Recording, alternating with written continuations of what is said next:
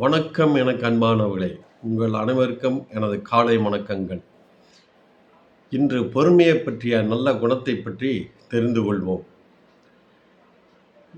இந்த உலகத்தில் ஒவ்வொருவரும் ஒவ்வொரு லட்சியத்தை நோக்கி ஓடிக்கொண்டிருக்கிறார்கள், அவர்கள் வெற்றி பெற வேண்டும் என்று.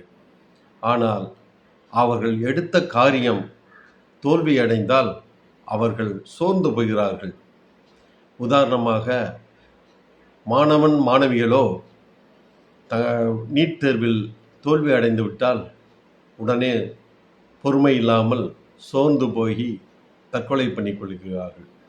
நல்ல வேலை வாய்ப்பு கிடைக்கவில்லை என்றால் அதற்கு சோர்ந்து போகிறார்கள், பொறுமை இல்லாதனால். பெற்றோர்கள் பெண் பார்த்து முடியும் வரையும், ஒரு திருமண காரியத்தை நிறைவேற்றி முடிக்கும் வரைக்கும் அவர்களால் காத்திருக்க முடியவில்லை. ஆகவே பொறுமை இல்லாதனால பலவிதமான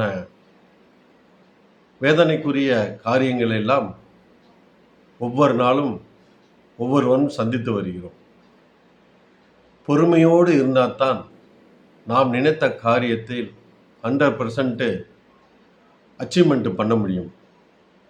இல்லை என்றால் வேதனையும் கவலையும் துக்கங்கள் தான் நம்மை வந்து சேரும். உதாரணமாக, ஒரு சின்ன கதையை உங்களுக்கு சொல்லிக்கொள்ள நான் ஆசைப்படுகிறேன். நீல் ஆம்ஸ்ட்ராங்கை பற்றி தெரியாதவர்கள் இல்லை. நிலாவிலே முதலாக காலடி எடுத்து வைத்தவர். நாசா விஞ்ஞானிகள் நீல் ஆம்ஸ்ட்ராங்கை நாசா விண்வெளி களத்திலிருந்து அனுப்புகிறார்கள். அவர் நிலாவின் அருகில் சென்று விடுகிறார். சென்றவுடன் அவருக்கு மிகுந்த மகிழ்ச்சி, அவருடைய காலடியை நிலாவில் வைக்க வேண்டுமே என்று. ஆனால் அவர் இறங்குவதற்கு சரியான அனுமதி, உத்தரவு நாசா விஞ்ஞானிகளிடமிருந்து பெறப்படவில்லை. அங்கிருந்து அனுமதி பெற்ற பின்புதான் நீல் ஆம்ஸ்ட்ராங் நிலாவிலே கால் எடுத்து வைக்கப்பட வேண்டும். ஆனால் அவர் மிகுந்த சந்தோஷத்தோடு காலடி வைக்க துடித்து கொண்டிருக்கிறார். இருந்தாலும் அவர் பொறுமையோடு நாசா விஞ்ஞானிகளிடமிருந்து தகுந்த உத்தரவு வரும் வரை பொறுமையோடு காத்திருந்தார். எனக்கு அன்பானவர்களே, ஏன் காத்திருக்க வேண்டும் என்றால், அவர் நீல் ஆம்ஸ்ட்ராங் காலடி எடுத்து வைப்பதற்கு முன்பாக அவருடைய ஹார்ட் பீட் எப்படி இருக்கிறது, பிளட் ப்ரெஷர் எப்படி இருக்கிறது, கல்லீரல் எப்படி செயல்படுகிறது போன்ற உள்ளுறுப்புகளுடைய செயல்பாடுகள் எல்லாம் நார்மலாக இருக்கிறதா என்பதற்காக காத்திருக்க வேண்டும். அதற்காகத்தான் நீல் ஆம்ஸ்ட்ராங் பொறுமையோடு காத்திருந்தார்.